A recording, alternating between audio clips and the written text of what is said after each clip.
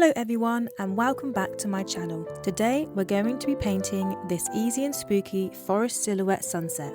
Here are the materials that you'll need. Mixed media or watercolour paper. I'm using the Crescent white mixed media paper. Watercolours in a yellow, orange, red, purple and black, or any other colours that you think will blend nicely for the sunset. A white gouache, but if you don't have the gouache, a white watercolour or acrylic.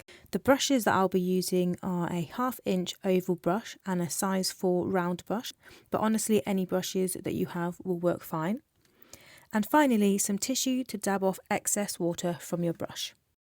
To start, we're going to wet our paper for the first layer, beginning with the yellow at the bottom of the page. Always start with your lightest colour and work upwards.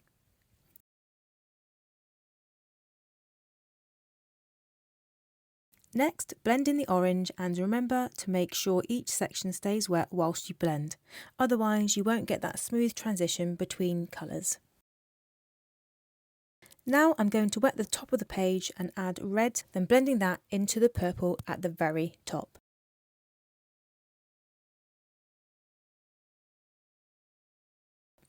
This is just our first layer. Once it dries, we'll go back over it with a second layer to deepen and enrich the colours. We want the sunset to really pop behind our black tree silhouettes.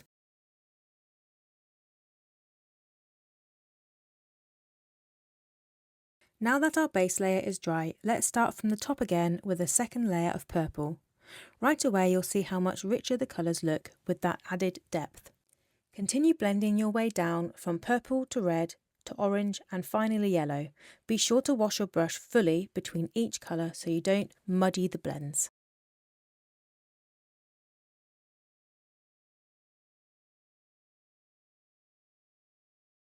Once the background is completely dry, we can start mapping out our trees. I'm going to sketch in the tree placement first. This helps with spacing and makes the painting easier. Remember, the background trees will look shorter because they're further away. The foreground trees will be wider and taller to show they're closer to us. We'll start painting on the opposite side of your dominant hand to avoid smudging. With your black watercolour, begin painting the background trees. Start with a line for the trunk, then add curved lines starting small at the top and gradually getting wider as you move down.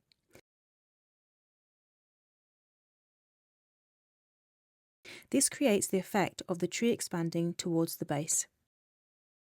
Repeat this for 2 or 3 trees depending on how many you want in the background.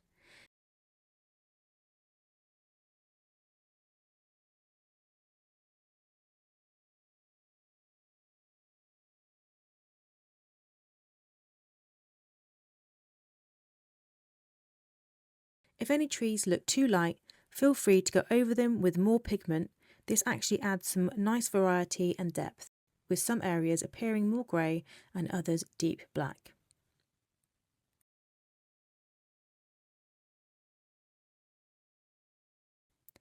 Let that first set of trees dry completely, then we'll move on to the foreground trees using the same technique, just making them taller and wider.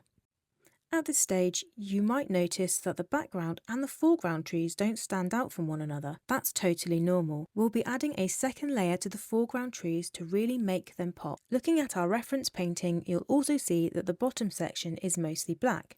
So if you'd like, you can fill in the bottom to block out any remaining sunset. If you prefer to let a little sunset peek through, that's absolutely fine as well. Feel free to make it your own.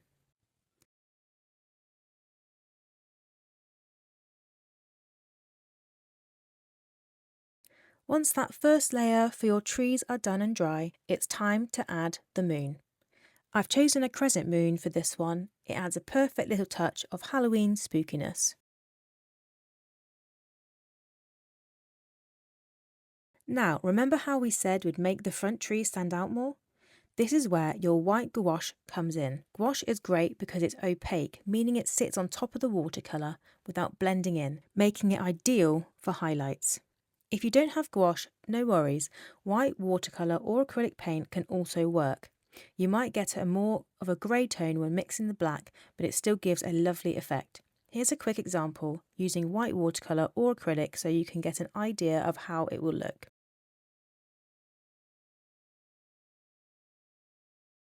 Now mix your black watercolour with a little white to create a mid-tone grey. Then go over your foreground trees, layering this lighter tone on top.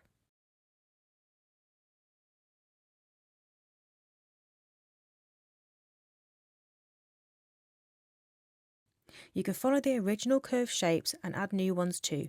Letting bits of the black show through creates depth and highlights at the same time.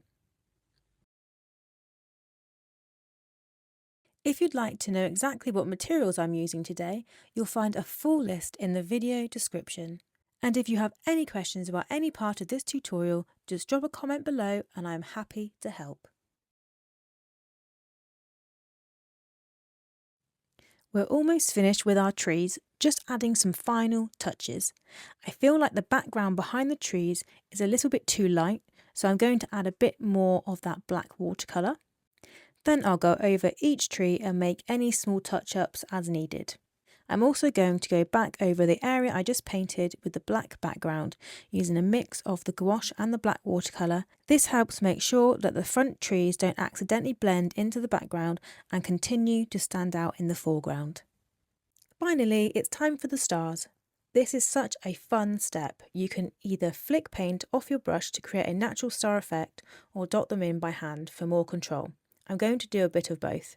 If you're flicking the paint on, be sure to protect your surface, it can get a bit messy. You can also add a few lighter stars by mixing your white and black to make a soft grey tone. And there you have it, your very own spooky forest silhouette with a glowing sunset. I hope you enjoyed painting along with me today. I'd love to see your creations, so feel free to tag me if you share them. Don't forget to like and subscribe to stay up to date with the future tutorials. Until next time, happy painting!